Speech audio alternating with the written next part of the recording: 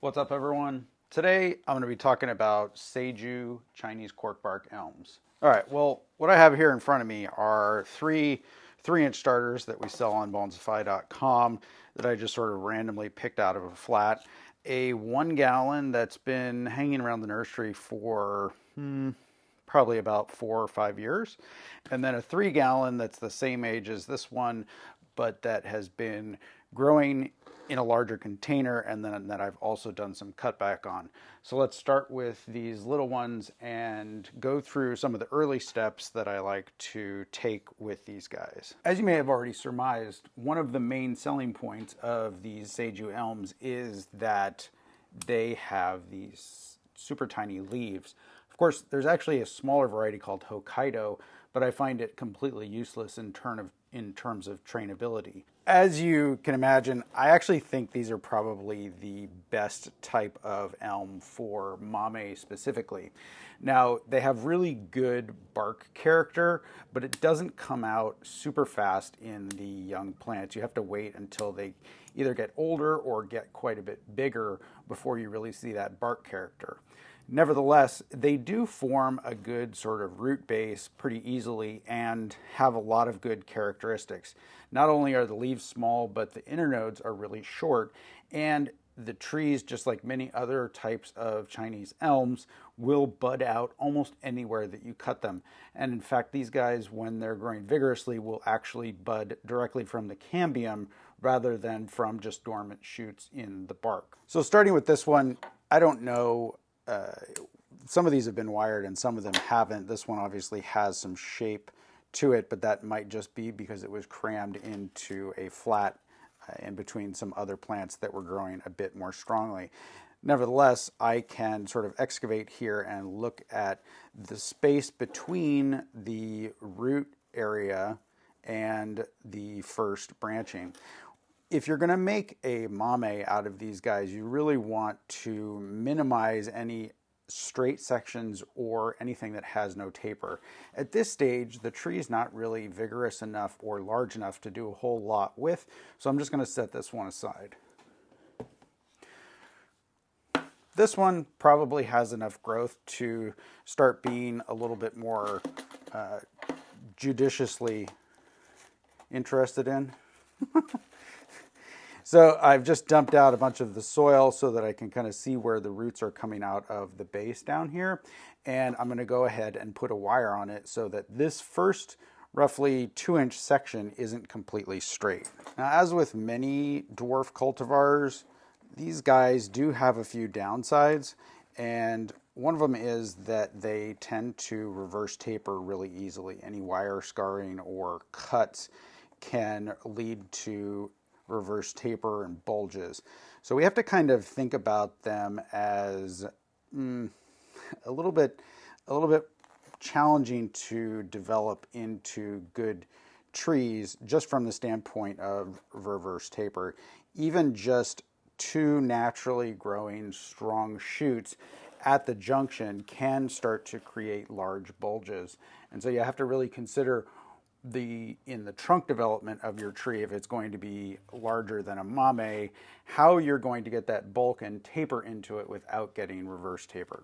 All right, so I've got the wire on here, and one of the other downsides is that they can be snappy. I don't think these are going to be particularly snappy right now because they have all these fresh shoots on them, and as I'm filming this, it's kind of midsummer, so there should be plenty of cambial activity leading to new wood and the creation of tissue there so that we have less to worry about in terms of snapping. All right, so I got a little bit of movement into this section and a little bit more here. That's not necessarily good for a mame. I would probably want a little bit tighter movement than what I'm able to get here, but certainly suitable for a small or larger shohin, a small shohin, or like a full-size 8-inch shohin. All right, there's some good sort of twisting movement there. And as you can see, no snapping so far. All right, so I'm going to set this one aside as well and move on to this slightly larger one. Now, as I look at this, there's a pretty good bulge going on here at the base, which I'm not super concerned about yet, but there's a couple of different scenarios here. If I were going to make a shohin sized tree or something larger, I would just go ahead and wire this into a little bit more fluid shape than it has right now. So there is some movement here, but the strong branch that is sort of the main portion of growth has straight sections in it. So I would want to go ahead and wire that to make sure that I get at least some movement into it. But I think what I want to do with this tree is to start it on its way to being something more like a mame that is kind of, how do I say it, kind of chunky, like a little sumo mame. And so I'm going to actually just cut this way down past all of this growth. Now, you might scream as I do this, but that type of cut can be the foundational move for a good small size tree if you want to make something that has, say, a trunk the size of my thumb and is only like 3 inches tall. So what I've done here basically is I'm forcing this plant to create a lot more growth right down in this area. Now, keep in mind that I took the most vigorous and largest wood of the 3 examples that I've done here and cut it back the furthest. If you take very small plants and cut them back really hard like this, oftentimes you're just kind of stopping the growth and it won't give you as vigorous of a response. But because of the volume of foliage that this has already made this year, I know that the root system is in good condition and I know that I can cut this back and get a really good response from it in the next few weeks. Now, keep in mind, I'm doing this in summer during the middle of the growing season, and even though it's not super hot here in the San Francisco Bay Area, it's still going to give me that type of reaction so that I can start training it in a few weeks with those new shoots that are coming out, maybe more movement and a little bit more taper. All right, now I'm going to set these cuttings aside. We'll come back to that in a minute. I'm going to set this aside and take a look at one of the larger trees. This tree was actually for sale on the website last winter. Didn't have any sort of twigs on it, and as you can see, it's been wired into having some good movement on it, but the secondary trunk here, or what at one point I thought might be a secondary trunk, has actually died for some reason. Not entirely sure why. And it's not common for them to have significant dieback, so it's a little bit unexpected. In any case, post repotting, it's gone and sent out this nice strong shoot at the base. And in addition to that, where it was cut back last year up here, it's done sort of exactly what I was talking about in terms of bulging. So there's a pretty good bulge right here in the midst of all of these branches. And that's not necessarily part of the composition that will be of any use to me. Now, you can see kind of one of the characteristics of Seju Elm is that it has these sort of bumpy clusters of dormant buds on the trunk in various places. And you see this as soon as the twigs get past just the green stage, they'll have these clusters of buds. And oftentimes a lot of those buds will open at once if you cut it back. Now I'm going to say that the trunk girth here is probably about 3/4 of an inch. So what I want to do is I want to set this on its way to being a much smaller tree than it is right now, sort of like the cutback that we did on the 3-inch starter. I'm going to cut this back and try to make a mame out of it. All right, so zoomed in a little closer. Here's the relevant portion, and I just want to, let me give this a little bit of a spin. So here's that dead branch, and then the new shoot that's come out. And like I said a minute ago, there are buds all over the trunk here, as well as the ability, this particular plant has the ability to bud directly from the cambium when it's exposed. So in doing this cutback, I'm actually going to lose almost all of this wired growth, which I could keep, kind of like it, but in the end, I want to use this as an example of how to create a really small tree from this species, and this intermediate step is one of the more important things to do. So let me cut off this dead portion here, and even at the base of that dead portion, you can see that there's live cambial tissue. So it's possible that having cut that off, that it will bud directly from that wound after I cut off the top as well. Oh boy. All right, there we go, timber. I'm going to set that aside and concentrate on this portion. So in order to reduce the chance of reverse taper here, I'm going to whittle away a bunch of this cambium and wood. And you can see that the cambium and bark is actually pretty thick on this variety, which is typical for varieties that create a lot of cork, even if the cork itself is not really present, or rough bark is not really present. I guess technically it's not cork. All right, and then because I only want this to be roughly 3 inches tall, which is about the length of my index finger, I don't have a lot of room to add extra height. So I'm going to cut this back as well. And now it resembles that t-shirt that you see people walking around at bonsai conventions that says, I took a bonsai workshop and all I ended up with was this stump.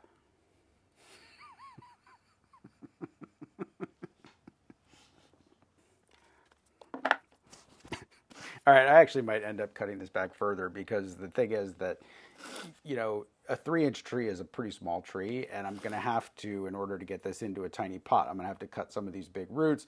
So I might shrink it that way, I might tilt it over. But bottom line is that this process of cutting it back to almost nothing gives me the size trunk I want to start a small 3 or 4 inch composition. All right, so I could put cut paste on this, but I'm actually not going to do that because I want to see those buds coming directly out of the cambium. If I was going to put cut paste on it, I would want to make sure that it was a type of cut paste that stayed relatively flexible so that the buds could kind of poke through, and also wasn't overly thick. So our final example here is a little bit further along in the development. So if you're looking, you can see that there are a lot of little teeny shoots here, and then there's this one really strong shoot that's about, I don't know, 16 inches tall. And so let me kind of move some of the soil away from the base here. I think this is a little bit too big really to be a mame, so maybe it's going to be a small shohin size tree, or something in the range of like 5 or 6 inches, rather than trying to strictly keep it to a 3-inch proportion. So if we look closely here, you can see that there are some cuts that I made maybe 2 months ago, and now we have all of these little teeny shoots coming out all over the place, as well as this remaining tall piece. So the first thing I want to do, let's see, so 3 inches about here, so it's definitely going to be more like 4, 5, 6 inches when it's done. I'm going to go ahead and cut this straight section off because I don't want to have a straight vertical section. Set that aside.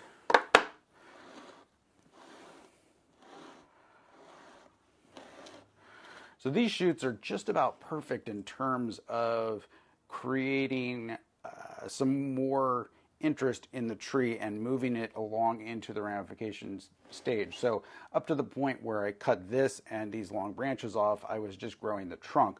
But now that I've cut those off and I already have these shoots to work with because I did this a few weeks ago, I can go ahead and do branch selection as well as a little bit of wiring to start the ramification process, taking into account also that this portion is going to sprout out a bunch of new shoots in a few weeks, and those will most likely end up being the top. So let's take a closer look.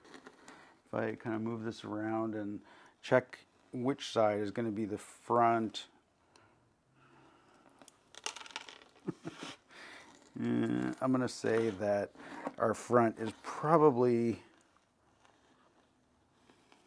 in here somewhere. So anywhere where there are shoots that are too low, I can take those off. And also anywhere where there are shoots that are coming out in clusters, I want to thin that down to just 1 or maybe 2, because these guys have such a tendency to reverse taper, we don't want to have multiple branches coming out in the same place. And in thinning down the shoots, we're also going to make it easier to wire and just sort of simplify the otherwise seemingly random way in which these can end up growing. So I've thinned out that section, and I'm going to come along, and I think a lot of these shoots down here are just a little bit too low on the trunk to be really super useful. Actually, I'm going to go ahead and dump out some of this soil so that we can see the base a little bit better.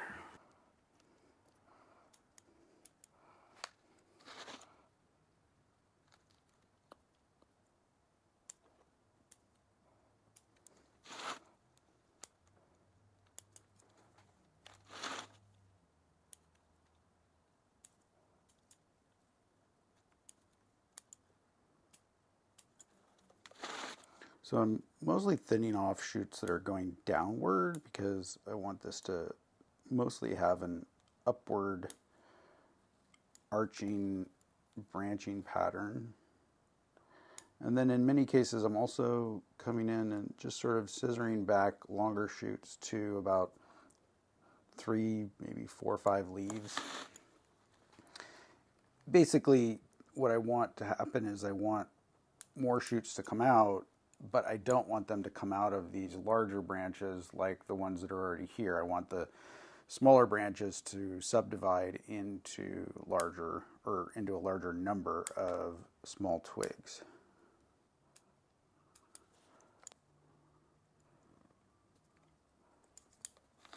Any shoot that's sort of headed back towards the center of the composition and therefore likely to be crossing over other shoots, I'm just going to go ahead and eliminate.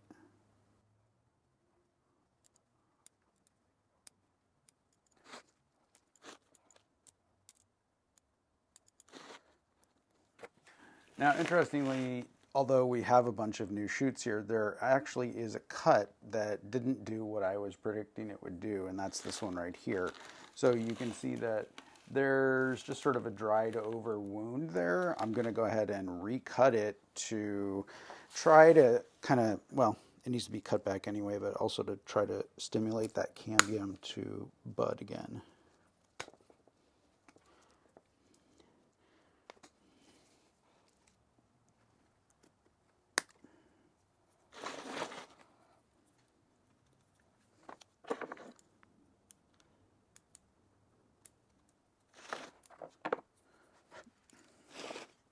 The further I get into this, the more I think to myself that I actually just want to cut back all these shoots that are remaining to a few leaves rather than actually wiring them out. Maybe this one I'm going to put a wire on just because I want to change the angle a little bit.